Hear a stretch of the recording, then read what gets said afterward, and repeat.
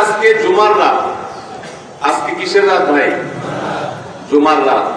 জুমার রাতের একটা আমল আছে গুরুত্বপূর্ণ, রাতের, রাত এবং দিনের। জানা আছে যাদের, তারা একটা হাত তোলেন দেখি।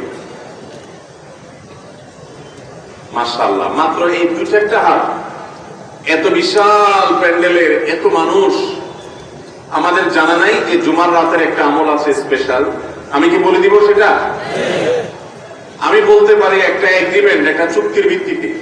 চুক্তি হলো প্রত্যেক বৃহস্পতিবার সন্ধ্যার পর থেকে নিয়ে এই আমলটা করবেন। খুব সহজ আমল, শুধু 2 ঠোঁট ব্যবহার করলেই হবে এবং মুখস্থ, আপনারা সবাই জানেন, নতুন কিছু না। করবেন তো ইনশাআল্লাহ? হ্যাঁ, আমার আমলের অভ্যাস গড়ে তুলতে হয়, সারা জীবন একভাবে চলতে হয় না। আলাম ইয়াদিল লিল্লাযিনা আমানু আন তাখশা কুলুবুহুম লিযিকরিল্লাহ।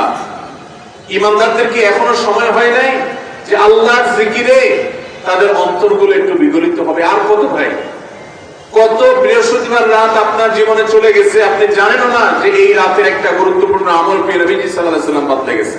আপনি জানেন আমলটা, আপনারা এখানে যতজন আছেন সবাই জানেন, জানেন না মানে একজনও নেই, সবাই জানেন আমলটা এরকম একটা আমল, কিন্তু সে আমলটা যে এই সময় করতে হয় হয়তো জানেন না, অথবা জানেন কিন্তু আমল নাই।